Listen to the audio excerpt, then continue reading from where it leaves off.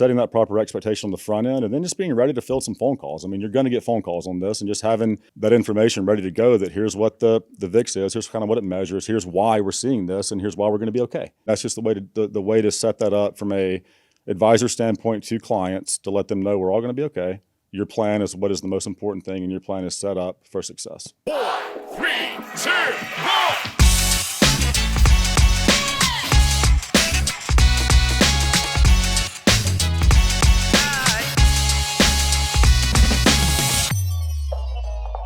Welcome into Ready, Set, Grow, Strategies for Financial Advisors. And we've kind of got sort of a topical one today that we kind of wanted to get right into it. Here with Matt Dorminey, VP of Sales here at Impact Partnership. And we're kind of reacting, I guess, to the VIX and the latest, the news that's kind of unfolded Monday.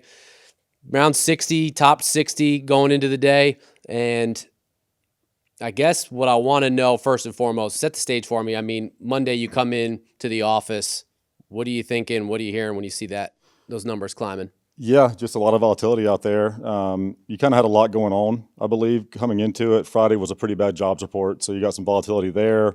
Is the Fed going to cut rates in September, an emergency rate cut? What's going to happen with the rates and around the Fed and all that? And then you got this carry trade in Japan, and without going too much in depth into it, you had a lot of, again, just volatility coming into the market that probably shouldn't be there or hasn't been there in a while. So just made it pop up a ton. I mean, you saw it get to 64 pre-market, around the mid-50s when we were watching it throughout the day. Then today we're in the mid-20s or 30, whatever it's at now. So just a lot of up and down, and volatility spikes up and down both ways. So it's a pretty crazy time. Yeah, and to kind of set the stage, I mean, high point is around 60 on Monday morning.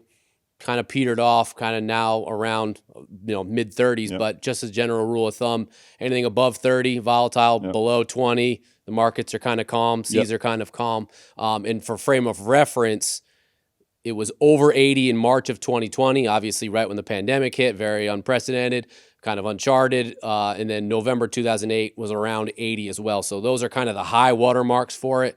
And from a sample size, started in 93, kind of, a small sample size, sort of. But when you see the VIX, how are you kind of using that as your guiding light? I mean, it's typically pretty reactive if you look at it across the board. And really what it is, it's just the sentiment of investors on where they think the short-term volatility is going to be in the market, right? So it's a very reactive index. If you look yesterday on Monday, we were in the mid-60s. You look today, we're in the mid-20s. So it's very much so a very reactive index, and it's not meant to be very predictive. It's more kind of what's going on right then with the sentiment of investors in the market. So it's a very reactive index. Yeah, our job not necessarily to educate, the average person out there that's approaching retirement or whatever. We deal with financial advisors, and that's their job. So you have conversations with financial advisors every day. On Monday, what were some of those conversations like? So really, I mean, the great thing was everybody I talked to was really out in front of it. And so they were communicating with their clients, especially a lot of newer clients, the ones that hadn't been through this before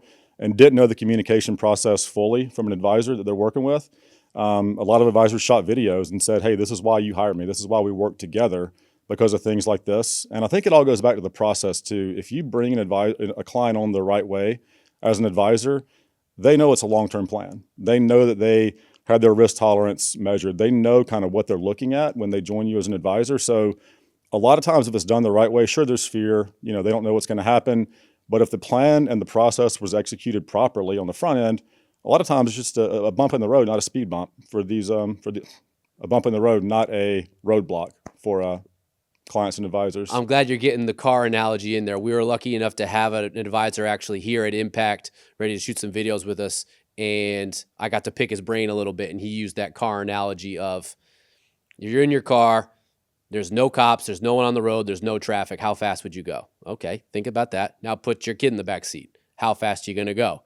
Okay, now put other cars around there. Now put more and more cars. You have to kind of slow down. You have to change how you drive. And that's kind of what the VIX is doing, and that's how people need to respond to that sort of thing? Yeah, I think so for, somewhat, because if you look at it again, it just spiked up yesterday and then came back down substantially.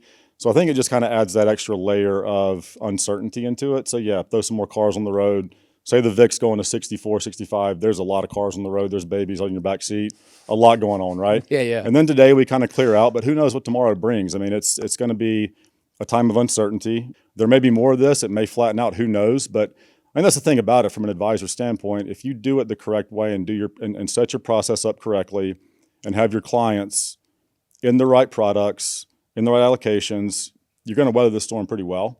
But yeah, man, I mean, it's again, it's a lot going on, and tomorrow it may be at 50 again. We just don't know because again, it is a very reactive, short-term sentiment index. You touched on the magic word from my estimation is process, and then education. From what I picked up from talking with our advisor briefly before we walked in here was educating your client and arming them with that information. Yep. Is that what those calls are all about? Is, hey, we're aware of it. Yeah, absolutely. Absolutely. I mean, the advisors calling out to clients and shooting videos and doing things like that, it's, hey, yes, we are 100% on top of this, but again, your plan is in place. We did this to, shelter you from these ups and downs, to kind of weather this storm.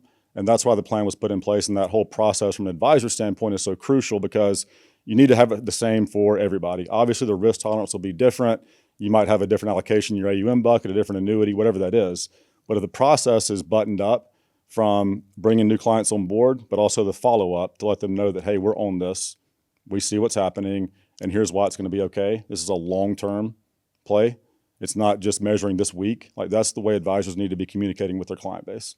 Is it a good idea for an advisor to maybe handle their communication with their clients differently with a new client versus someone that's been with them for 5, 10, 15 years? Yeah, I think so. And that's funny, we had the advisor in today and we were talking with him about that. And he said his newer clients, it's almost over communication in times like this. Like, if times are great, obviously you're sending out your newsletters, you're staying in communication for quarterly updates and things like that. But when you do have something like this that comes up, it is an over communication to say, hey, you're a newer client. We might have had you for 6, 9, 12 months, whatever that is.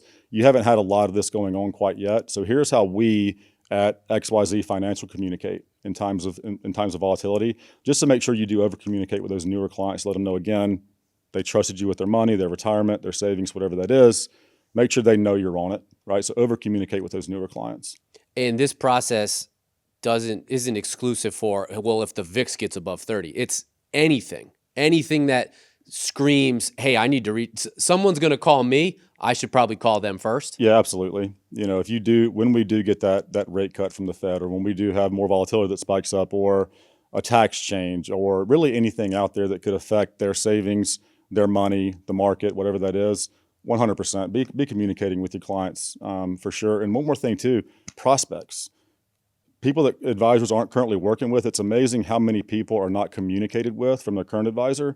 So as a way to show value to prospects that aren't currently your clients, let those people know as well. Like, send them that email, put them on that email blast, or give them a phone call, just as a, hey, we'll let you know that this is something that we're monitoring here at XYZ Financial.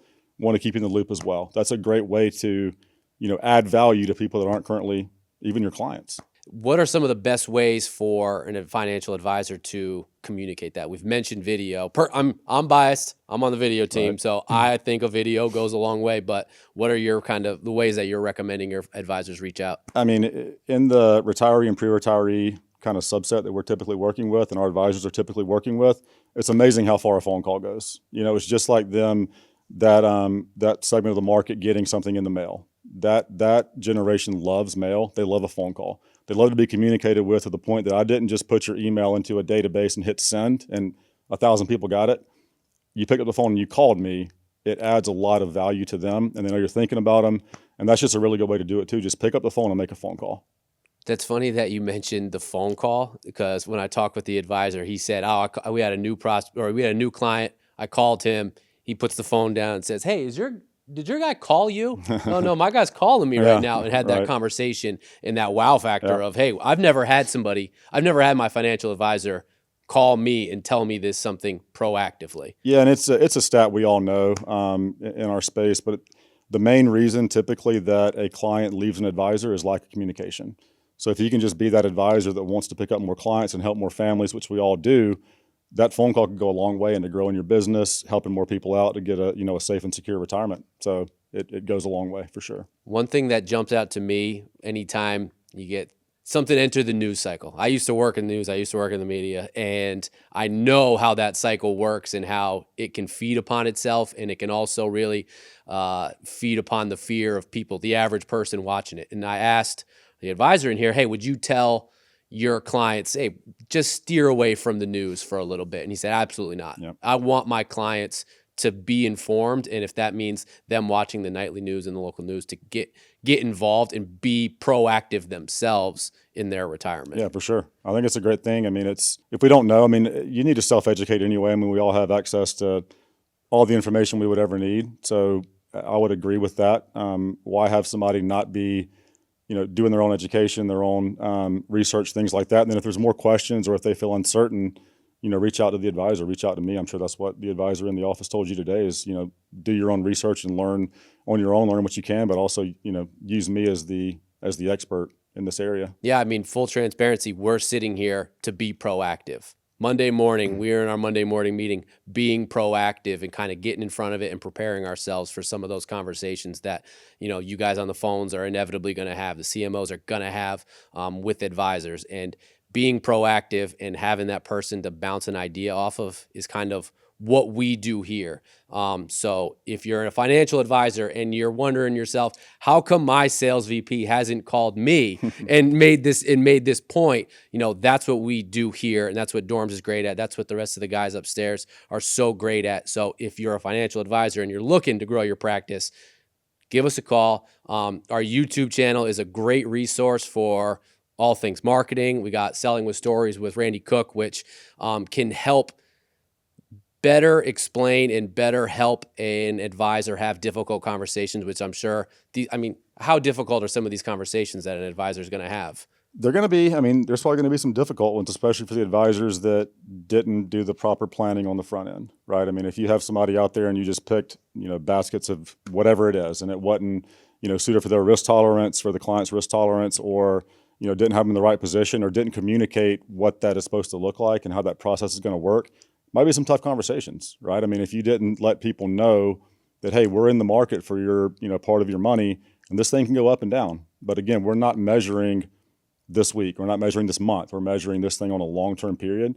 So setting that proper expectation on the front end, and then just being ready to field some phone calls. You're going to get phone calls on this, and just having that information ready to go, that here's what the VIX is, here's kind of what it measures, here's why we're seeing this, and here's why we're going to be okay, right? That's just the way to set that up from a advisor standpoint to clients, to let them know we're all going to be okay. Call here when you need us, but your plan is what is the most important thing, and your plan is set up for success.